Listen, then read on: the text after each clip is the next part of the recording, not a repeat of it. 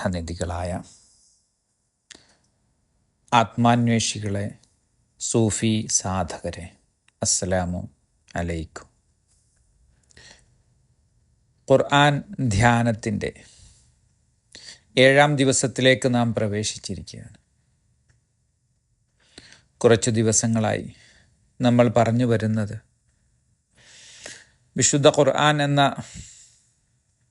അഗാധതയെ, അതിൻ്റെ ആത്മരഹസ്യങ്ങളെ, ആ വിശുദ്ധ ഖുർആനിൽ അടങ്ങിയിരിക്കുന്ന പ്രണയപ്പൊരുളിനെ ഹൃദയം കൊണ്ട് പുണർന്നറിയാനുള്ള ഒരു എളിയ ശ്രമം, അതിലേക്കുള്ളൊരു ജാലകം, ആ ഖുർആൻ എന്ന അനന്തസാഗരത്തിലേക്ക് ഹൃദയത്തിൽ നിന്നുള്ളൊരു ജാലകം തുറക്കുക എന്നതാണ് ഗുരുക്കന്മാർ നമ്മിലേക്ക് പകർന്ന വഴി.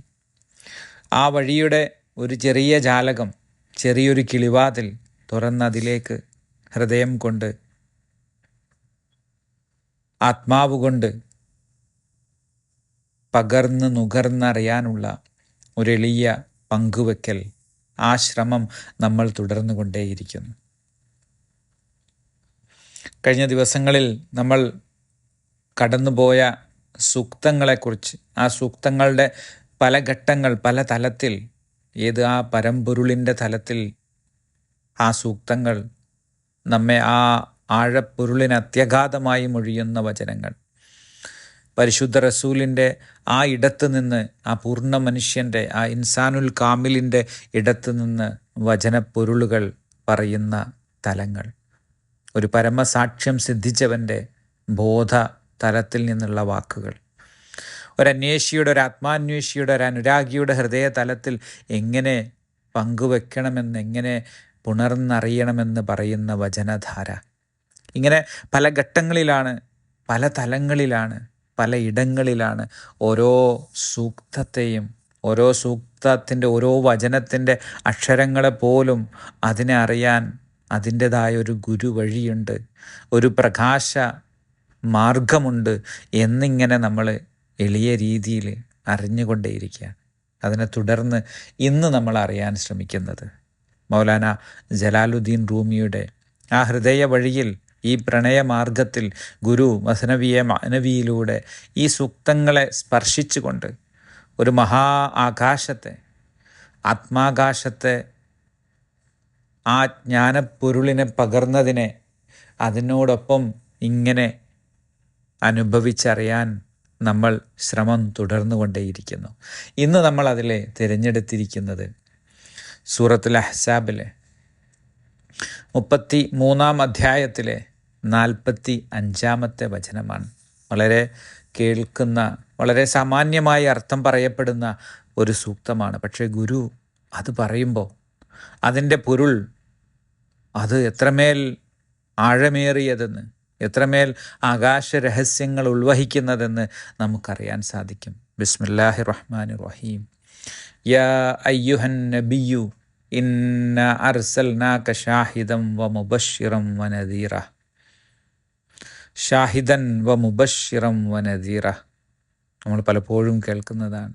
ഹേ നബിയേ, യാ അയ്യുഹൻ നബിയ്യു ഇന്നാ അർസൽനാക, അങ്ങയെ നാം അയച്ചിരിക്കുന്നത്, നിശ്ചയം അങ്ങയെ അയച്ചിരിക്കുന്നത് ഷാഹിദൻ, ഒരു സാക്ഷിയായാണ്, വ മുബശ്ശിറൻ, സന്തോഷവാർത്ത അറിയിക്കുന്നവനായിട്ടാണ്, വ നദീറൻ, താക്കീത് നൽകുന്നവനായിട്ടാണ്. ഈ മുബശ്ശിറൻ വ നദീറ പലയിടത്തും ആവർത്തിക്കുന്നതാണ്. ഷാഹിദൻ, ആ സാക്ഷ്യത്തെ, സാക്ഷിയാണ്. എന്തിനാണ് സാക്ഷിയായിരിക്കുന്നത്? ആ പരമസാക്ഷ്യം സിദ്ധിച്ചവനാണ്. ആ പരമസാക്ഷ്യത്തെ സിദ്ധിച്ചുകൊണ്ടാണ്, ആ പരമസാക്ഷ്യം അനുഭവിച്ചുകൊണ്ടാണ് ആ നബിയെ അയച്ചിരിക്കുന്നത്. നമ്മൾ മുമ്പ് പറഞ്ഞു, ആ പരമസാക്ഷ്യം സിദ്ധിച്ചവൻ്റെ അവസ്ഥ, സ്വയമില്ലായ്മ സംഭവിച്ച്, ആ സ്വയമില്ലായ്മ സംഭവിച്ച് ആ സാക്ഷ്യം സിദ്ധിച്ചവൻ അവരെ മരണപ്പെട്ടവരെന്ന് പറയരുത്. അവർ അല്ലാഹുവിൽ ജീവിച്ചിരിക്കുന്നവരാണ്, അവർക്ക് ആഹാരം നൽകപ്പെടുന്നു എന്നെല്ലാം നമ്മളിങ്ങനെ ആ ഭാഗത്തെ, ആ പരമസാക്ഷ്യം സിദ്ധിച്ച ബോധത്തെ പറഞ്ഞു. നബി എന്നത്, ആ നബിയു, ആ പരിശുദ്ധ റസൂൽ, ആ സാക്ഷിയാണ്. പിന്നെ ആരൊക്കെയാണ് സാക്ഷിയാകുന്നത്? ആ ഗുരുപരമ്പര അത്രയും സാക്ഷിയാണ്. ആ പരമ്പൊരുളിന് സാക്ഷിയാണ്, പരമപ്രകാശത്തിന് സാക്ഷിയാണ്. ആ സാക്ഷ്യം സിദ്ധിച്ചവൻ നൽകുന്ന രണ്ടവസ്ഥയാണ്. ഒന്ന് മുബശ്ശിറൻ എന്ന് പറയുന്നത്, സന്തോഷവാർത്ത അറിയിക്കുന്നവനാകുന്നത്. കാരണം എന്താണ്? ആ സാക്ഷിയായവന് മാത്രമേ ആ സാക്ഷ്യത്തിൻ്റെ ആനന്ദാനുഭവത്തെ അറിയാൻ സാധിക്കുള്ളൂ. ആ ആനന്ദാനുഭവത്തെ തൻ്റെ സതീർത്ഥ്യരോട്, സഹഗാമികളോട്, സഹചാരികളോട് പകർന്നു കൊടുക്കണം. അത്രമേൽ ആനന്ദകരമാണത്. ആനന്ദത്തിൻ്റെ ഈ ജീവപ്പൊരുളിനെ സ്വയം അനുഭവിച്ചറിയുന്ന ആ സാക്ഷാത്കാരം എന്നത് അതിനേക്കാൾ ആനന്ദകരമായ, അതിൻ്റെ സാധ്യതയേക്കാൾ മഹത്തരമായ ഒന്നില്ലെന്ന്. ആ ഏറ്റവും വലിയ സന്തോഷവാർത്ത, ആ ആനന്ദത്തിൻ്റെ ഒരു തുള്ളി പകർന്നു കൊടുക്കുന്നവനാണ് ഗുരു.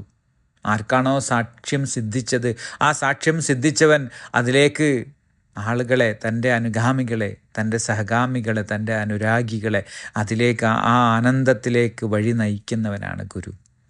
ആ വഴി നയിക്കുന്ന ആ സന്തോഷത്തെ, ഇത്ര വലിയൊരു സാധ്യത തന്നിലുണ്ടെന്ന്, ഓരോ ആത്മാവിലുമുണ്ടെന്ന ആ മഹാസാധ്യതയിലേക്ക് തൻ്റെ വഴിയിലൂടെ വരൂ എന്ന് കൈപിടിച്ച് കൊണ്ടുപോകുന്നവനാണ് ഗുരു. അതാണ് ഓരോ പ്രവാചകനും ഓരോ ഗുരുവും ചെയ്യുന്നത്. അതിൻ്റെ ഏറ്റവും പൂർണ്ണ പ്രതീകമായിട്ടാണ് ഇവിടെ പറയുന്നത്, യാ അയ്യുഹൻ നബിയു ഇന്ന അർസൽനാക ഷാഹിദൻ വ മുബശ്ശിറൻ വ നദീറ എന്ന് പറയുന്നത്. അപ്പോൾ ആ പരമമായ ആ സാക്ഷ്യം അനുഭവിച്ചതിനെ ആ സാക്ഷിയായതിലേക്ക് കൊണ്ടുപോകുന്ന, അതിലേക്ക് വഴി നയിക്കുന്ന ആ സന്തോഷത്തെ, ആ ആനന്ദത്തെ പകരുന്നവനാണ് മുബശ്ശിറൻ എന്ന് പറഞ്ഞത്. പിന്നെ നദീറ എന്ന് പറയുന്ന താക്കീത് നൽകുന്നവനാണ്. അവിടെ എന്താണ് താക്കീതായിട്ടുള്ളത്? ഒരു അനുരാഗിയുടെ ഇടത്തിൽ ഏത് സമയവും വിട്ടുപോകും. ആ സാക്ഷ്യത്തിൻ്റെ വഴികളിലൂടെ കടന്നു പോകുമ്പോൾ അജാഗ്രമായൊരു നിമിഷം മതി ആ സിറാത്ത് നിന്ന്, ആ യഥാർത്ഥമായ പാതയിൽ നിന്ന് ഒന്ന് വീണുപോകാൻ. അതിനെക്കുറിച്ച് അതീവ ജാഗ്രതയുള്ളവരായിരിക്കണം. ആ തഖ്വയിൽ, ആ നിതാന്ത ജാഗ്രതയിൽ, ആ പൂർണ്ണ ധ്യാനത്തിൽ സദാ നിലകൊള്ളണം. കാരണം അത്രമേൽ ശക്തികൾ പുറത്തുണ്ട്. ലൗകികതയുടെ ആസക്തികൾ, ഭൗതികതയുടെ പല പല വിഭവങ്ങൾ, പല ലോകങ്ങൾ, പല തന്ത്രങ്ങൾ, പല ദേഹേച്ഛകളുടെ പല തലത്തിലുള്ള പ്രലോഭനങ്ങൾ ഉണ്ട്. അതെല്ലാം തങ്ങളെ കൊണ്ടുപോകും ഏതു നിമിഷവും. അതുകൊണ്ട് അവിടെ ഏറ്റവും സൂക്ഷ്മതയിൽ നിലകൊള്ളണമെന്ന് താക്കീതുണ്ട്. വനദീറ എന്ന് പറയുന്നത്. നമ്മൾ ആ സൂറത്തുൻ നജ്മിലെ 17-ാമത്തെ സൂക്തത്തെ നമ്മൾ പറഞ്ഞു, മാ സാഗൽ ബസർ വമാ തഗാ എന്ന്. കണ്ണ് തെറ്റിയിട്ടില്ല, അതിക്രമിച്ചിട്ടുമില്ല. ആ കണ്ണ് തെറ്റാതെ, ഒട്ടും അതിക്രമിക്കാതെ അതിൽ മാത്രമായിരിക്കുന്ന ആ പരമസാക്ഷ്യത്തിൻ്റെ ആ ആനന്ദാനുഭവത്തെ പകരുന്നവൻ, അതാണ് മുബശ്ശിറൻ എന്ന് പറഞ്ഞത്. പക്ഷേ ഏത് സമയവും വീണുപോകും. അവിടെ നീ എന്ത് ചെയ്യണം? നമ്മൾ പറഞ്ഞു സൂറത്ത് ആലു ഇമ്രാനിലെ 8-ാമത്തെ സൂക്തം, റബ്ബന ലാ തുസിഅ ഖുലൂബന ബഅദ ഇദ് ഹദൈതന എന്ന്. നമ്മൾ ആ സന്മാർഗം സിദ്ധിച്ചിട്ടും, ആ സാക്ഷ്യത്തിലേക്ക് അണഞ്ഞിട്ടും, ആ കാഴ്ച ലഭിച്ചിട്ടും പിന്നെയും വിട്ടുപോകും. അതുകൊണ്ട് എപ്പോഴും ഈ പ്രാർത്ഥനയിലാവുക. ഒരു അനുരാഗി അവൻ്റെ ഉള്ളം കൊണ്ട് സദാ ആ ബോധത്തെ, ആ ജാഗ്രതയിൽ നിലകൊള്ളണം. അതുകൊണ്ട് ലാ തുസിഅ ഖുലൂബന, ഞങ്ങളുടെ ഹൃദയങ്ങളെ നീ തെറ്റിക്കരുതേ എന്ന് പ്രാർത്ഥിക്കുന്നു ഇത് കിട്ടിയതിന് ശേഷം. അപ്പോൾ ആ താക്കീത് സദാ നൽകുന്നവനാണ്. ആ മുന്നറിയിപ്പ്, നീ വിട്ടുപോകുന്നതിനെ നീ സൂക്ഷിക്കുക. ഈ സാക്ഷ്യത്തിൻ്റെ, സാക്ഷാത്കാരത്തിൻ്റെ വഴികളിലേക്ക് അതിൽ മാത്രമായി ഇരിക്കേണ്ടവനാണ് നീ. ആ പരമാനന്ദത്തെ പുൽകേണ്ടവനാണ്. ആ പരമാനന്ദത്തിൽ, ആ പരമാനന്ദം അനുഭവിക്കാനുള്ള സകല സാധ്യതയും നീ ഇല്ലായ്മ സംഭവിക്കുമ്പോൾ ആ പൊരുൾ നിന്നിൽ വിരിഞ്ഞിറങ്ങുന്ന ആത്മാനുഭവത്തെ അറിയേണ്ടവനാണ് നീ. ആ അനുഭവത്തിലേക്കുള്ള സാധ്യത മുഴുവനുമുള്ളവനെന്ന ആ ആനന്ദാനുഭവം പകർന്നു നൽകുന്നതോടൊപ്പം അതിൽ അത്രമേൽ ജാഗ്രതയോടെ, അജാഗ്രമായൊരു നിമിഷം പോലും ഇല്ലാത്ത വിധം ആ അവബോധത്തിൻ്റെ പൂർണ്ണതയിൽ നീ നിലകൊണ്ടെങ്കിൽ മാത്രമേ നിനക്കതിൽ നിൽക്കാൻ സാധിക്കൂ. അതുകൊണ്ട് നീ വസിയാബക ഫത്വഹിർ, കഴിഞ്ഞ ദിവസം നമ്മൾ പറഞ്ഞു സൂറത്തുൽ മുദ്ദസ്സിറിലെ 74-ാമത്തെ അധ്യായത്തിലെ 4-ാമത്തെ സൂക്തം. അതുകൊണ്ട് നീ നിൻ്റെ വസ്ത്രങ്ങളെ, നിൻ്റെ നഫ്സിനെ സദാ ശുദ്ധിയാക്കിക്കൊണ്ടേയിരിക്കണം. അജാഗ്രമായ ഏതെങ്കിലും ഒന്ന് മതി അവിടെ ഇരുൾ നിറയാൻ, അവിടെ മലിനമാകാൻ, മാലിന്യങ്ങൾ നിറയാൻ. അത് സദാ വൃത്തിയാക്കിക്കൊണ്ടേയിരിക്കണം. അതുകൊണ്ട് അത് ശുദ്ധിയാക്കുന്നവരുടെ ലോകത്ത് നിന്ന് നീ മുഖം തിരിക്കരുത്. അലക്കുകാരുടെ ലോകത്ത് നിന്ന് നീ മുഖം തിരിക്കരുത് എന്ന് പറഞ്ഞത് അതാണ്. നീ സദാ ആ ഗുരുക്കന്മാരുടെ ഗുരുപ്രകാശത്തിൽ അണഞ്ഞു നിൽക്കണം. അവിടെ നിന്നിലേക്ക് ആ ഇരുൾ വരുമ്പോഴത്രയും ആ പ്രകാശം അതിനെ ശുദ്ധീകരിച്ചു കൊണ്ടേയിരിക്കും. ആ തസ്കിയത്ത്, ആ സംസ്കരണം, അതിൽ നിന്ന് മുഖം തിരിക്കാതെ നിന്നാൽ മാത്രമേ നീ ആ പ്രകാശത്തിൽ നിന്ന് വിട്ടുപോകാതിരിക്കൂ. അല്ലെങ്കിൽ ഏതു നിമിഷവും നീ ഇരുളാഴങ്ങളിലേക്ക് വീണു പതിക്കുമെന്ന മുന്നറിയിപ്പ് നൽകുന്നവൻ കൂടിയാണ് റസൂൽ. ആ പരമ്പര, ആ ഗുരു പരമ്പര അത്രയും അതാണ് എന്ന് ഈ സൂക്തത്തിലൂടെ പറയാണ്. യാ അയ്യുഹൻ നബിയു ഇന്നാ അർസൽനാക ഷാഹിദൻ വ മുബശ്ശിറൻ വ നദീറ എന്ന്. നമുക്ക് മസനവിയിൽ ഹൃദയ ഗുരു എങ്ങനെയാണ് ഈ സൂക്തത്തെ നമുക്ക് പകരുന്നത് എന്ന് നോക്കാം. മസനവിയുടെ 1-ാം വോള്യത്തിൽ 3824 സൂക്തത്തിൽ പറയാണ്, ഗഷ്ത് അർസൽനാക ഷാഹിദ് ദർ നുസുർ സാൻ കെ ബൂദസ് കൗന ഹുർ ഇബ്നു ഹുർ.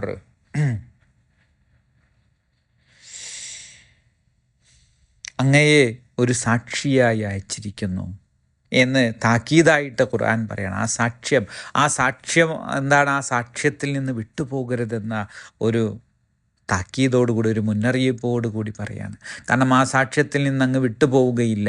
അങ്ങയുടെ സാക്ഷ്യം അത്രമേൽ പൂർണ്ണമാണ്. അങ്ങ് സാക്ഷിയായിട്ട് തന്നെയാണ് അയച്ചിരിക്കുന്നത്. സാൻ കെബൂദസ് കൗനു ഹുർ ഇബ്നു ഹുർ എന്നിട്ട് പറയാണ്. കാരണം എന്താണ്? അങ്ങ് എല്ലാ അസ്തിത്വങ്ങളുടെയും ബന്ധനങ്ങളിൽ നിന്ന് മുക്തനായ സ്വതന്ത്രൻ്റെ പുത്രനായ സ്വതന്ത്രനാണ്. എല്ലാ ഏത് അസ്തിത്വത്തിൻ്റെ ബന്ധനത്തിൽ, ഏത് തലത്തിൻ്റെ ബന്ധനത്തിൽ പെട്ട് കഴിഞ്ഞാലും എന്താണ്? അതെല്ലാം ബന്ധനമാണ്. എല്ലാ അസ്തിത്വങ്ങൾ, എല്ലാ ദേഹേച്ഛകളിൽ നിന്ന്, നേരത്തെ പറഞ്ഞ ആ നഫ്സിൻ്റെ വിഭവങ്ങളുടെ, ലോകത്തിൻ്റെ, ദേഹത്തിൻ്റെ, പല തലത്തിലുള്ള മനസ്സിൻ്റെ പല ബന്ധനങ്ങളിൽ പെട്ട് പോകുന്നവനാണ്. എല്ലാ തലത്തിലുള്ള ബന്ധനങ്ങളിൽ നിന്ന് മുക്തനായ സ്വതന്ത്രൻ്റെ പുത്രനായ സ്വതന്ത്രൻ എന്നത്, അടിമയുടെ പുത്രനായ അടിമ. ആ അടിമത്വം എന്നത് ആ തൻ്റെ ദേഹേച്ഛയിൽ അടിമയായവനാണ്, തൻ്റെ ഇച്ഛകൾക്ക് അടിമപ്പെട്ടവനാണ്, ഭൗതികതയ്ക്ക് അടിമപ്പെട്ടവനാണ്, സമ്പത്തിനും അധികാരത്തിനും അടിമപ്പെട്ടവനാണ്. പല തലത്തിലുള്ള അടിമപ്പെടലുകളാണ് ഈ ഐഹികത എന്നത്. അവിടെ അതിൽ എല്ലാത്തിൽ നിന്നും സ്വതന്ത്രനായ സമ്പൂർണ്ണ സ്വാതന്ത്ര്യത്തിൻ്റെ ആ പരമ്പരയാണ്. അതൊരു ജന്മ പരമ്പരയെക്കുറിച്ചല്ല പുത്രൻ എന്ന് പറയുന്നത്, അതൊരു ഗുരു പരമ്പരയാണ്. ആ സ്വാതന്ത്ര്യം ഉള്ളം കൊണ്ട് അനുഭവിക്കുന്ന ആ പരമ്പരയാണ്. അത് ജന്മം കൊണ്ട് അനുഭവിക്കുന്ന ആ അധ്യാത്മമായ ആ പരമ്പരയിൽപ്പെട്ടവനാണ് അങ്ങ്. ആ പരമ്പര കൊണ്ട്, അതുകൊണ്ട് തന്നെ അങ്ങയെ ഒരു ആ പരമ്പരയിലായതുകൊണ്ട് ആ പൂർണ്ണ സാക്ഷ്യത്വത്തിലാണ് വന്നത്. അതുകൊണ്ട് ആ സാക്ഷ്യത്വം അങ്ങ് പകർന്നു കൊടുക്കണം. ആ സാക്ഷ്യത്വത്തിൽ നിന്ന് വിട്ടുപോകുന്നതിനെ എപ്പോഴും മുന്നറിയിപ്പായി ഓർമ്മപ്പെടുത്തുകയും ചെയ്യണമെന്ന് പറയാണ്. അപ്പോൾ എല്ലാ തലത്തിലുള്ള, എല്ലാ രീതിയിലുള്ള ബന്ധനങ്ങളിൽ നിന്നും മുക്തനായവനാണ്. എല്ലാ തലത്തിലുള്ള അടിമത്തത്തിൽ നിന്നും മുക്തനാകണം. ആ മുക്തനാകണമെങ്കിൽ ആ സാക്ഷ്യത്വത്തിലേക്ക് എത്തണം, ആ സാക്ഷാത്കാരത്തിലേക്ക് ഉണരണം. ആ സാക്ഷാത്കാരത്തിലേക്ക് ഉണർന്നവനാണ് അങ്ങ്. ഗഷ്ത് അർസൽനാക ഷാഹിദ്, അങ്ങേ അയച്ചിരിക്കുന്നത്. യാ അയ്യുഹൻ നബിയു ഇന്ന അർസൽനാക ഷാഹിദൻ എന്നത് ഇവിടെ ഇഖ്തിബാസായിട്ട് അങ്ങനെ തന്നെ പറയാണ്. അർസൽനാക ഷാഹിദ്, അങ്ങയെ അയച്ചിരിക്കുന്നു, സാക്ഷിയായി അയച്ചിരിക്കുന്നു. കാരണം എന്താണ്? അങ്ങ് എല്ലാത്തിൽ നിന്നും മുക്തനാണ്. എല്ലാ ബന്ധനങ്ങളിൽ നിന്നും മുക്തനായവന് മാത്രമേ ആ പരമസാക്ഷ്യം സാധ്യമാവുകയുള്ളൂ. ആ സാക്ഷ്യത്തിലൂടെയാണ് അങ്ങ് വന്നത്. എന്നിട്ട് അതിനെ തുടർന്ന് ഈ സൂക്തത്തിൻ്റെ വിശദീകരണത്തിൽ, ഈ സൂക്തത്തോടൊപ്പം ചേർന്ന് ഗുരു പറയുന്നൊരു സംഭവമുണ്ട്. മസനവിയുടെ ക്ലാസ്സുകളിൽ ഉണ്ടായിരുന്നവർക്ക് എളുപ്പം മനസ്സിലാകും.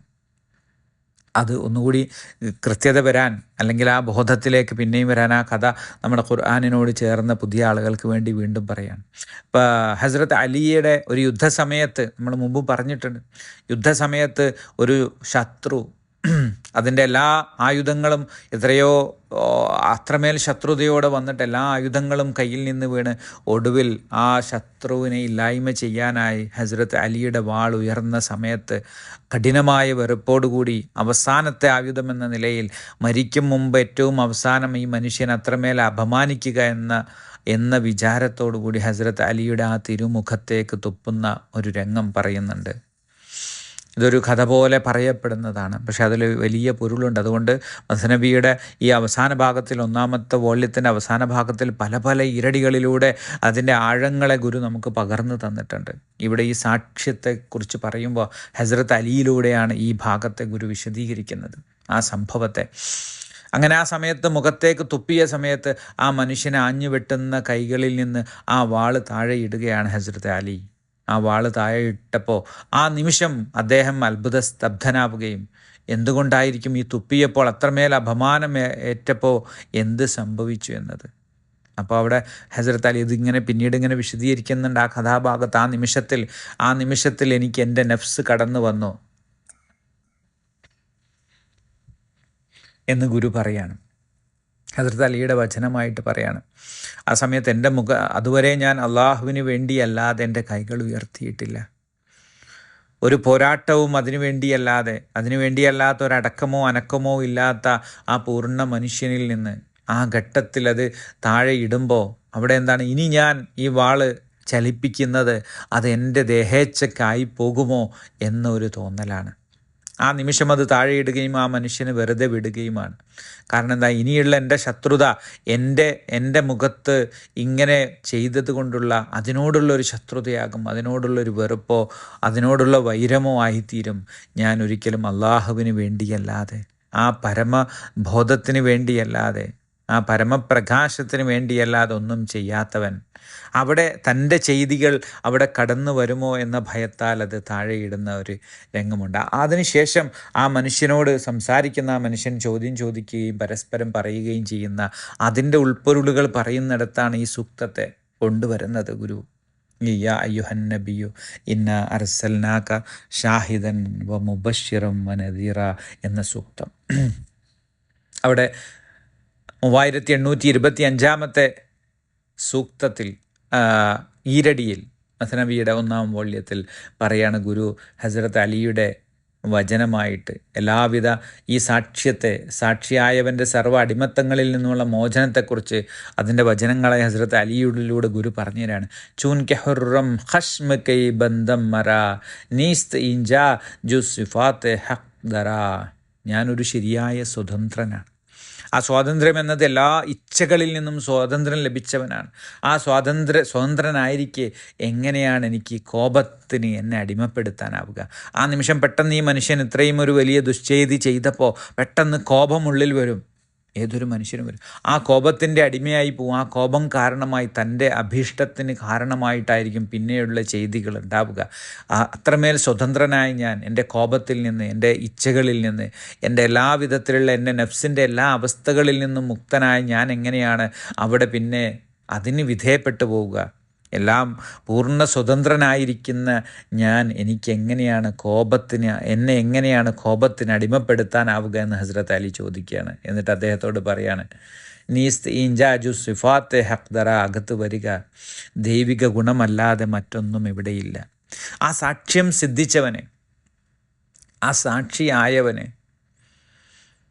പിന്നെ അവിടെ ആ പ്രകാശം അവിടെ ആ നഫ്സിൻ്റെ എല്ലാത്തിനെയും നിഷ്പ്രഭമാക്കിയിട്ട് അവിടെ ഹക്കിൻ്റെ സിഫാത്ത് മാത്രമാണ് ബാക്കിയുണ്ടാവുക. നീസ്ത് ഈഞ്ച, ഇവിടെ മറ്റൊന്നുമില്ല. ജു സിഫാത്ത് ഹക്ക്, എന്തൊഴികെ? സിഫാത്ത് ഹക്ക്, ഹക്കിൻ്റെ സിഫാത്ത് ഒഴികെ, ആ പരംപൊരുളിൻ്റെ ഗുണങ്ങളൊഴികെ, സവിശേഷതകളൊഴികെ മറ്റൊന്നുമില്ല.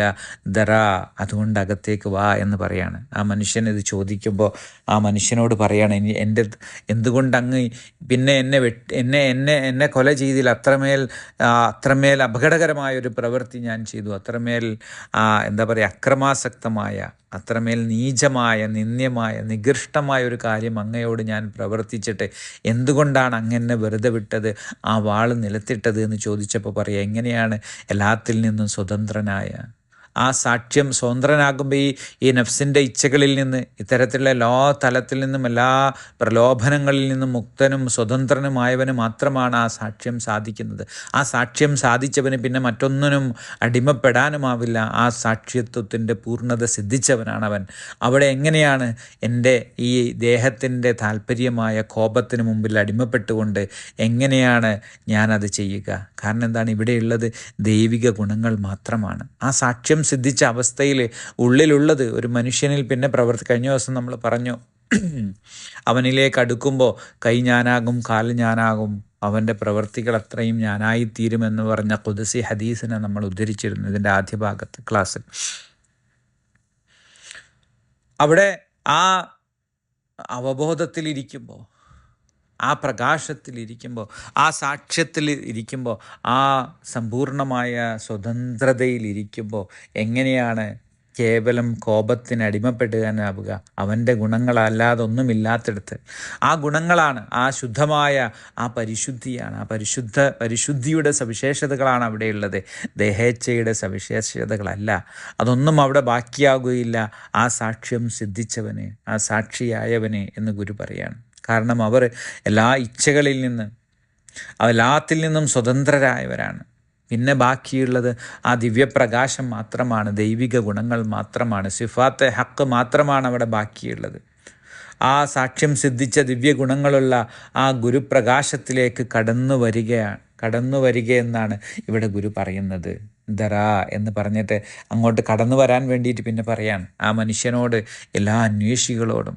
ആ ദേഹേച്ഛകളിൽ നിന്ന് സ്വതന്ത്രനായ ഗുരുവിലേക്ക് കടന്നു വരാൻ വേണ്ടി, ആ വഴിയിലൂടെ, ആ പ്രകാശത്തിലൂടെ കടന്നു പോകാൻ വേണ്ടി ഗുരു വിളിക്കുന്നതാണ് അടുത്ത ഈരടിയിൽ നബിയുടെ 1-ാം വോള്യത്തിൻ്റെ ആ 3826 ഈരടിയിൽ ഗുരു പറയാണ്, അന്തറാ കാസാദ് കർദത്ത് ഫസ്ല ഹഖ് ജാൻ കെ റഹ്മത്ത് ദാഷ്ത് ബർ ഖശ്മഷ് സബഖ് എന്ന് പറയാണ്. അതായത് അകത്ത് വരിക, ആത്മനാഥൻ്റെ കൃപയാണ് നിന്നെ സ്വതന്ത്രനാക്കിയത്. ആ സ്വാതന്ത്ര്യത്തിലേക്ക് എത്തുന്നത് ഒരു മനുഷ്യൻ അവിടേക്ക് അവൻ്റെ ഇച്ഛകളിൽ നിന്ന്, അവൻ്റെ ഭൗതികാസക്തികളിൽ നിന്ന് മുക്തനായവനാണ് യഥാർത്ഥത്തിൽ ഒരന്വേഷിയാകുന്നത്, ഒരനുരാഗിയാകുന്നത്. അല്ലാത്തൊരാൾക്കും അതിന് സാധ്യമല്ല. അവരെപ്പോഴും ഇതിൽ തന്നെ പെട്ടുകൊണ്ടേയിരിക്കും. അവർ തങ്ങളുടെ ആ തല വെക്കാൻ ഒരിക്കലും സന്നദ്ധമാവുകയില്ല, ആ ഗുരുപ്രകാശത്തിലേക്ക് അണയുകയില്ല, ആ വഴികളിലേക്ക് തെളിഞ്ഞെത്തുകയില്ല. അങ്ങനെ വഴികളിലേക്ക് തെളിഞ്ഞെത്തുന്നവരാരാണ്? ആ സ്വതന്ത്രരായവരാണ്. അവരെ സ്വതന്ത്രരാക്കുന്നത് എന്താണ്? ആ ഫളിലെ ഹക്ക്, ഹക്കിൻ്റെ ഫളിലാണ്. അവിടെയാണ് ആ നേരത്തെ പറഞ്ഞ സിഫാത്ത് ഹക്ക് എന്ന് പറഞ്ഞ ആ വാക്ക് ഉപയോഗിച്ചത്. ഇവിടെ ഫളിലെ ഹക്ക് എന്ന വാക്കാണ്, ഫസ്ലെ ഹക്ക് പേർഷ്യനിൽ. ആത്മനാഥൻ്റെ കൃപയാണ്, ഹക്കിൻ്റെ കൃപയാണ് നിന്നെ സ്വതന്ത്രനാക്കിയത്. എന്തെന്നാൽ അവൻ്റെ കരുണ അവൻ്റെ ക്രോധത്തെ അതിജയിച്ചിരിക്കുന്നു. ഒരു ഹദീസിനോട് ചേർത്ത് ഗുരു പറയാണ്. കാരണം ആ കരുണയാണ് അവൻ്റെ ക്രോധത്തെ, ഇത് രണ്ടും രണ്ട് ഭാവങ്ങളാണ്. ഇതിനെ നമ്മൾ മസ്നവിയിൽ വളരെ ആഴത്തിൽ വിശദീകരിച്ചിട്ടുണ്ട്. കരുണയും ക്രോധവും ഇത് രണ്ടും അനിവാര്യമായ ഭാവങ്ങളാണ്. ഈ കോപവും ക്രോധവും എല്ലാം നിഷേധാത്മക തലമാണെങ്കിലും അതും അവൻ്റെ കരുണയുടെ മറ്റൊരു ഭാവം തന്നെയാണെന്ന് നമ്മൾ അറിയേണ്ടതുണ്ട്. നിഷേധാത്മകമായ സർവ്വതും അതിൻ്റെ ധനാത്മകമായതിൻ്റെ മറ്റൊരു ഭാവം തന്നെയാണ്. ഈ ഭാവാന്തരങ്ങളാണ്, ഈ ഭാവാന്തരങ്ങളിലൂടെയാണ് ഈ ലോകത്തെ, ഈ പ്രകൃതി അതിൻ്റെ താളത്തെ അത്രമേൽ താളഭദ്രമാക്കി ഛന്ദസ്സാർന്ന് അവനിങ്ങനെ കൊണ്ടുപോകുന്നത്. അതിൻ്റെ ഉൾപ്പൊരുൾ അറിയുന്നവർക്ക് മാത്രം അറിയുന്നതാണ്. അവിടെ അവൻ്റെ കരുണ, അവൻ്റെ ആ പോസിറ്റീവായിട്ടുള്ള ഭാവം അവൻ്റെ നിഷേധാത്മക ഭാവത്തെ അതിജയിച്ചു കൊണ്ടിരിക്കുന്നത് കൊണ്ടാണ് അവിടെ അവൻ്റെ കൃപ നിന്നെ സ്വതന്ത്രനാക്കിയത്.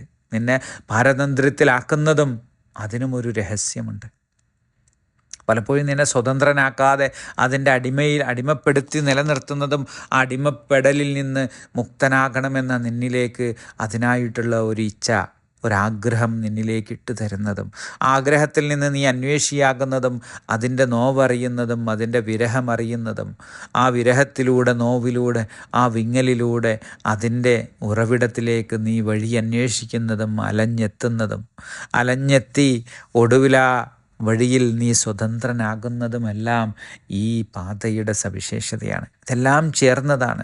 ഇതിൻ്റെ ഒരു സാകല്യമാണ്, ഇതിൻ്റെ ഒരു സമ്പൂർണതയാണ് ഈ വഴിയുടെ രഹസ്യമെന്നത്. ഇതെല്ലാം അതിൻ്റെ സാകല്യത്തിൽ അങ്ങനെയാണ് കാണേണ്ടത്. പക്ഷേ ഓരോ ഇടത്ത് നിന്ന് കാണുമ്പോൾ, ആ ക്രോധത്തിൻ്റെ ഇടത്ത് നിന്ന് കാണുമ്പോൾ അതിൻ്റെ ചൂട് നമ്മെ അത്രമേൽ തപിപ്പിക്കും. അപ്പം നമ്മൾ ആ ചൂട് ഏൽക്കണം. ആ ചൂടിൽ നിന്ന് മുക്തമാവാൻ ആ കരുണയെ നമ്മൾ കാത്തിരിക്കണം, ആ കരുണയ്ക്കായി പ്രാർത്ഥിക്കണം. ആ കരുണ വന്നെത്തുമ്പോൾ അതിൻ്റെ അനുഭവത്തെ അറിയണം, അതിൻ്റെ ആനന്ദത്തെ അറിയണം.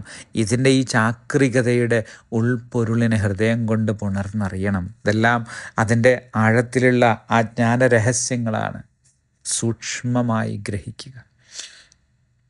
മസ്നവിയുടെ 1-ാം വോള്യത്തിൽ 3827 ഇരടിയിൽ അത് വീണ്ടും ഒന്നുകൂടി ആ അന്വേഷിയെ ആ സാക്ഷ്യത്വത്തിലേക്ക് നയിച്ചുകൊണ്ട് അവനെ വന്നെത്തിയ അന്വേഷിയോട് പറയാണ്, ആ മനുഷ്യനോട് ഹസ്രത്ത് അലി പറയുന്ന രൂപത്തിൽ പറയാണ്, എല്ലാ കാലത്തേക്കുമുള്ള അനുരാഗിയോട്, ആ സ്വാതന്ത്ര്യത്തിനായി, ആ സ്വതന്ത്രേച്ഛുവായി വന്നെത്തിയ അവൻ്റെ എല്ലാ അടിമത്തത്വത്തിൽ നിന്നും മുക്തമാകാനുള്ള വല്ലാത്തൊരു വാഞ്ച ഉള്ളത്തിൽ നിറയും. അതുകൊണ്ടാണ് ബാഹ്യമായ പല സമൂഹത്തിൻ്റെ, മതത്തിൻ്റെ, കുടുംബത്തിൻ്റെ പല വിധത്തിലുള്ള കെട്ടുപാടുകളുടെ ചെറിയ വിധത്തിലുള്ള കെട്ടുകൾ പോലും പൊട്ടിച്ചെറിയാൻ അത് പൊട്ടിച്ചെറിയാതിരിക്കാൻ കഴിയാത്ത വിധം അതിൽ പിടിക്കാൻ കഴിയാതെ ഇങ്ങനെ വിരളി പിടിക്കുന്ന ഒരു ഹൃദയം ഉള്ളിലുണ്ടാകുന്നത് അതുകൊണ്ടാണ്. ഓരോ അന്വേഷിക്കും. കാരണം ചെറിയ പിടുത്തം പോലും സാധ്യമാകാതിരിക്കുന്നു. ചെറിയ രീതിയിലുള്ള ആ സമൂഹത്തിൻ്റെയും അത്തരത്തിലുള്ള വിചാരങ്ങളുടെയും ആചാരങ്ങളുടെയും ഒക്കെ പിടുത്തത്തിൽ നിന്ന് മുക്തനാകേണ്ടിയിരിക്കും. കാരണം അതെല്ലാം അവൻ്റെ സ്വാതന്ത്ര്യത്തെ നിഹനിക്കുന്നതാണ്. ആ സ്വാതന്ത്ര്യത്തെ, ഉള്ളിലുള്ള സ്വാതന്ത്ര്യമുണ്ട്, ഇതിൽ നിന്നെല്ലാം സ്വതന്ത്രമാകേണ്ടതുണ്ട്. അതിലേറ്റവും വലിയ കുടുക്കെന്ന് പറഞ്ഞ ഇതൊന്നുമല്ല, ആചാരമോ കുടുംബമോ മതമോ ഒന്നുമല്ല, തൻ്റെ നഫ്സിൻ്റെ കുടുക്കാണ്. ആ കുടുക്കിൽ നിന്ന്, ആ ഇച്ഛയുടെ കുടുക്കിൽ നിന്ന് മുക്തനാകേണ്ടതുണ്ട്. എന്നിട്ട് പറയാണ്, അന്തറ അക്നൂൻ കിറസ്തി അസ് ഖത്തർ സംഗ് ബൂതി കീമിയ കർദത്ത് ഗുഹർ. എന്നിട്ട് പറയാ, ഇപ്പോൾ നീ അകത്ത് വരിക, ഇപ്പോൾ തന്നെ അകത്ത് വരിക. എന്തെന്നാൽ നീ ആ അപകടത്തിൽ നിന്ന് രക്ഷ പ്രാപിച്ചിരിക്കുന്നു. നിൻ്റെ നെഫ്സിൻ്റെ അപകടങ്ങളിൽ രക്ഷ പ്രാപിച്ച സ്ഥലത്തെ പറയാം. എന്നിട്ട് എന്താണ്? സംഗബൂതി, നീ ഒരു കല്ലായിരുന്നു, വെറും കല്ലായിരുന്നു നീ. കീമിയ കർദത്ത് ഗുഹർ, നിന്നെ ഈ രാസവിദ്യ, ഈ ആത്മവിധി, ഈ ആൽക്കെമി ഒരു മുത്താക്കി മാറ്റിയിരിക്കുന്നു. ആ സ്വാതന്ത്ര്യം എന്നത് അവനെ മുത്താക്കി മാറ്റുന്നതാണ്. കാരണം അത്രയും അവൻ കുടുങ്ങിക്കിടക്കുകയായിരുന്നു. ആ നഫ്സിൻ്റെ ഇച്ഛകളിൽ കുടുങ്ങിക്കിടന്നവനെ നിമിഷാർദ്ധം കൊണ്ട് മാറ്റി തീർക്കുന്ന ആൽക്കമിയാണത്. കഴിഞ്ഞ ദിവസം നമ്മൾ ആ ആൽക്കമിയെക്കുറിച്ച് പറഞ്ഞു. ഗർനദാർദ് സ്വബർസീൻ ജാനഹിസ് കീമിയാറ ഗീറോസർ ഗർദാൻ തൊമിസ് എന്ന് നമ്മൾ 3879 ഇരടിയിൽ പറഞ്ഞു. നിൻ്റെ ഇന്ദ്രിയാത്മാവിനെ അപ്പത്തിൽ നിന്ന് അകന്നു നിൽക്കാനുള്ള ക്ഷമ കിട്ടുന്നില്ലെങ്കിൽ നീയാകുന്ന വെള്ളിയെ സ്വർണ്ണമാക്കുന്ന രാസവിദ്യയെ ആശ്ലേഷിക്കുകയെന്ന്, ആൽക്കമിയെ ആശ്ലേഷിക്കുകയെന്ന് നമ്മൾ പറഞ്ഞു. ആ ആൽക്കമിയെക്കുറിച്ച് തന്നെയാണ് ഇവിടെ വീണ്ടും ഗുരു പറയുന്നത്. ആ ആൽക്കമിയെ നീ ആശ്ലേഷിക്കുക.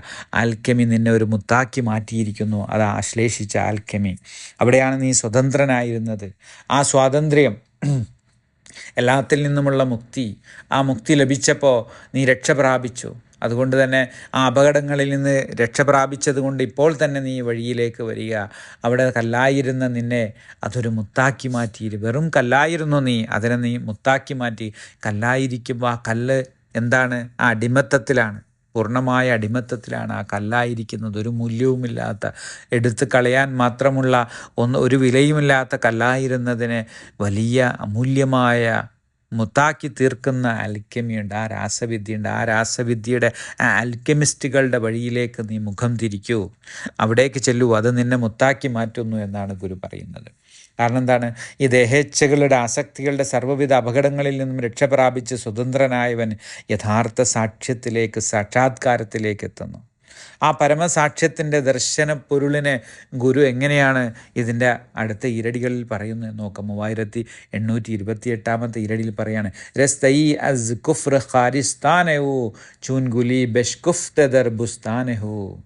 നിഷേധത്തിൽ നിന്നും അതിൻ്റെ എല്ലാ മുൾപ്പടർപ്പിൽ നിന്നും നീ മുക്തി നേടിയിരിക്കുന്നു. ആൽക്കമിയിലേക്ക് പ്രവേശിച്ചപ്പോൾ, ആൽക്കമിസ്റ്റിൻ്റെ വഴിയിലേക്ക് വന്നപ്പോൾ നിൻ്റെ ഹൃദയാന്തരത്തിൽ നിന്ന് ആ ഖാരിസ്ഥാൻ, ആ ഹാറിൻ്റെ, ആ മുള്ളിൻ്റെ സ്ഥാനത്ത്, ആ മുൾപ്പടർപ്പിൽ, ആ മുൾവനത്തിൽ നിന്ന് നിൻ്റെ എല്ലാ നിഷേധവും, നിൻ്റെ ഉള്ളിലുണ്ടായിരുന്ന അടിമത്തത്തിൻ്റെ, നിഷേധത്തിൻ്റെ എല്ലാ ഘട്ടങ്ങളും, അല്ലേ, എല്ലാം എന്തായിരിക്കുന്നു? അതിൽ നിന്നെല്ലാം നീ മുക്തി നേടിയിരിക്കുന്നു. എന്നിട്ട് നീ എവിടെയാണ് എത്തിയത്? ഹു എന്ന ഉദ്യാനം, ബുസ്താനെ ഹു എന്ന ഉദ്യാനം, ഹു എന്ന അള്ളാഹ്, ഹു എന്ന ഹു, ലാ ഇലാഹ ഇല്ലല്ലാഹു മുഹമ്മദുർ റസൂലുള്ളാഹി എന്ന് പറയുന്നു. ഹു എന്ന ഉദ്യാനത്തിൽ നീ എന്തായിരിക്കുന്നു? ചൂൻ ഗുലി ബെഷ്കുഫ്ത്, ഒരു പനിനീർപ്പൂ പോൽ വിരിഞ്ഞിരിക്കുന്നു നീ. ആ ഹു എന്ന ഉദ്യാനത്തിൽ ആ പനിനീർപ്പൂവാണ് മുഹമ്മദുർ റസൂലുള്ളാഹി എന്നത്. ആ മുഹമ്മദീയ പ്രകാശത്തിൻ്റെ ആ ഗുരുപ്രകാശം പൂർണ്ണ ഇതളായി, സഹസ്രദളപത്മമായി അവിടെ വിരിഞ്ഞിരിക്കുന്നു നീ. എല്ലാ മുൾപ്പടർപ്പിൽ നിന്നും, ഈ മുൾപ്പടർപ്പെന്നത് നിൻ്റെ ദേഹത്തിൻ്റെ, ഈ ദേഹത്തിൻ്റെ ആസക്തികളെയാണ്, ദേഹേച്ഛകളെയാണ്. നിൻ്റെ നഫ്സിനെയാണ്. നിൻ്റെ നഫ്സിന് ചുറ്റുമുള്ള ഭൗതികതയുടെ പദാർത്ഥ തലത്തിൻ്റെ എല്ലാ തലത്തിലും നമ്മൾ നിരന്തരം അത് ആവർത്തിച്ച് പറഞ്ഞുകൊണ്ടിരിക്കുന്നത് അതാണ്. അല്ലാഹു അല്ലാത്ത മാ സിവല്ലാഹ് എന്ന് പറയുന്ന സർവ്വതിൽ നിന്നുമുള്ള എല്ലാ മുൾപടർപ്പുകളിൽ നിന്നും നീ മുക്തനായിരിക്കുന്നു, സ്വതന്ത്രനായിരിക്കുന്നു. എന്നിട്ട് ആ ഹൂ എന്ന ഉദ്യാനത്തിൽ ഒരു പനിനീർ പൂ പോൽ വിരിഞ്ഞിരിക്കുന്നു നീ. ആ പനിനീർ പൂ പോൽ വിരിയുന്നത് ആ സാക്ഷ്യമാണ്. ആ സാക്ഷ്യം സിദ്ധിച്ചവരാണ് ആ പനിനീർ പൂ പോൽ വിരിയുന്നത്. ആ സാക്ഷ്യത്തിലേക്കാണ് ഓരോ ഗുരുക്കന്മാരും നമ്മെ കൊണ്ടുപോകുന്നത്. ആ കൊണ്ടുപോകുന്ന സാക്ഷ്യത്തെ പൂർണ്ണമായും ബോധ്യപ്പെടുത്തി തരുന്നതാണ് അന്നബിയു യാ യുഹൻ നബിയു ഇന്ന അർസൽനാക ഷാഹിദം വ മുബശ്ശിറം വ നദീറ എന്ന സൂക്തത്തിലൂടെ ഗുരു ഇങ്ങനെ ആ ഷാഹിദൻ എന്ന് പറയുന്ന ആ സാക്ഷ്യത്വത്തിൻ്റെ മഹത്വത്തെ, ആ അനുഭവത്തിലെത്തിയ ആൽക്കെമിസ്റ്റുകളെ, ആ അനുഭവത്തിലൂടെ കല്ലുകൾ അത്രയും മുത്തായിത്തീർന്ന നിമിഷത്തെ, ആ മുത്തായിത്തീരുമ്പോൾ അതിൻ്റെ എല്ലാ തരത്തിലുള്ള മുൾപ്പടർപ്പിൽ നിന്നും മുക്തി നേടുന്ന, എല്ലാ നിഷേധങ്ങളിൽ നിന്നും സ്വതന്ത്രമാകുന്ന ആ ഉദ്യാനത്തിൽ ഒരു പനിനീർ പൂ പോൽ വിരിഞ്ഞ് വിടർന്ന് വരുന്ന ആ സാക്ഷ്യത്വത്തിൻ്റെ മഹാ അനുഭവത്തെ, ആ അത്ഭുതത്തെ, ആ വിസ്മയത്തെ ഗുരു പറയാണ്. എന്നിട്ട് അതിൻ്റെ അവസാനത്തെ ഈരടിയിൽ ആ ഹസ്രത്ത് അലിയുടെ ആ തലത്തോട് ചേർത്തിട്ട് അതിനെ ബോധ്യപ്പെടുത്തി തരികയാണ് ഗുരു. 3829 ഈരടിയിൽ തു മനി മൻ തുവാ മെയ് മഹ്തശം തു അലി ബൂദി അലി റാ ചൂൻ കഷം. എന്തുകൊണ്ട് ആ മനുഷ്യനെ കൊല ചെയ്തില്ല? ആ ബോധത്തിലേക്ക് ആ മനുഷ്യൻ ഉയരുകയും ആ മനുഷ്യനെ തിരിച്ചറിയുകയും ചെയ്യുന്ന ആ പരമജ്ഞാനത്തിൻ്റെ തലം പറയാണ്, നീ ഞാനാണ്. മൻ തുവാം, ഞാൻ നീയുമാണ്. മഹ്തശം, ഹേ സമുന്നതനായവനെ, ഈ ബോധത്തിലേക്ക് ഉണർന്നവനെ, എല്ലാത്തിൽ നിന്നും സ്വതന്ത്രനായവനെ. ആ സ്വാതന്ത്ര്യത്തിൻ്റെ ആ നിമിഷം കൊണ്ട് ആ മനുഷ്യൻ്റെ ബോധപരിണാമം സംഭവിക്കുകയും ആ ബോധപരിണാമത്തിൽ ആ സമുന്നതയുടെ ആ സമുത്കൃഷ്ടമായ അനുഭവത്തിലേക്ക് എത്തുകയും ചെയ്യണം. അവിടെയാണ് അലി പറയുന്നത്, നീ ഞാനാണ്, ഞാൻ നീയുമാണ്. ആ തത്വമസിയുടെ ആ ബോധപ്രാപ്തിയുടെ ആ ഔജ്ജല്യത്തെ, ആ ശൃംഖത്തെ, അതിൻ്റെ ഏറ്റവും ഉയർന്ന ആ അവസ്ഥയെ കാണിക്കുകയാണ്. ആ ഇടത്ത് ആ സാക്ഷ്യം സിദ്ധിക്കുമ്പം, പരമസാക്ഷ്യം സിദ്ധിക്കുമ്പോഴുള്ള ആ തിരിച്ചറിവാണ്, നീ ഞാനാണ്, ഞാൻ നീയുമാണ്, ഹേ സമുന്നതനെ. എന്നിട്ട് തൂ അലി ബുദി, നീ അലിയായിരുന്നു, നീ അലി തന്നെയായിരുന്നു. അലി റാച്ചൂൻ കഷം, ഞാൻ എങ്ങനെയാണ് അലിയെ തന്നെ വധിക്കുക? അലി എങ്ങനെയാണ് അലിയെ തന്നെ വധിക്കുക? നീ തന്നെ അലിയാണ്. അതുകൊണ്ടാണ് എനിക്ക് ആ സമയം എൻ്റെ കയ്യിൽ നിന്ന് ആ സാക്ഷ്യത്തെ, ആ പൂർണ്ണ സാക്ഷ്യം തന്നിലേക്ക് വന്നപ്പോൾ, നീ എൻ്റെ കണ്ണാടിയാണ്, നീ തന്നെയായിരുന്നു അലി. അലിയെ എങ്ങനെയാണ് അലിക്ക് തന്നെ വധിക്കാനാകുക? അപ്പുറത്തും അലിയാണ്, ഇപ്പുറത്തും അലിയാണ്. ഈ ലോകത്തിൻ്റെ ആ മഹാലീലയിൽ ഒന്ന് തന്നെ അപ്പുറത്തും ഇപ്പുറത്തും മാറി മാറി കളിക്കുന്ന കളിയുടെ സൂക്ഷ്മ രഹസ്യത്തെ അത്രമേൽ പൂർണ്ണതയോടെ ആ പരമസാക്ഷ്യത്വത്തിൽ ദർശിക്കുന്നതിന് ഗുരു പറയാണ്, തൂ മനി മൻ തുവാം, നീ ഞാനാകുന്നു, ഞാൻ നീയുമാകുന്നു. തു അലി ബൂദി അലി റാച്ചൂൻ കഷം, നീ അലിയായിരുന്നു. അലിയെ എങ്ങനെയാണ് എനിക്ക് വധിക്കാനാവുക? ഞാൻ തന്നെയല്ലേ അലി എന്ന് ആ കഥയിലൂടെ ചേർത്തുകൊണ്ട് ഗുരു അത്ര മനോഹരമായി ആ സാക്ഷ്യത്തെ, ആ പരമസാക്ഷ്യം എന്ന് പറയുന്നത് തന്നെ ദർശിക്കുന്നതാണ്. മറ്റൊന്നും ദർശിക്കാനില്ല. അത് നീ തന്നെ എന്ന തത്വമസി എന്ന പൊരുളിനെയാണ് ഈ ഷാഹിദൻ എന്ന് പറയുന്ന ഈ തലത്തിൽ ഗുരു നമ്മെ ബോധ്യപ്പെടുത്തുന്നത്. സസ്നേഹം.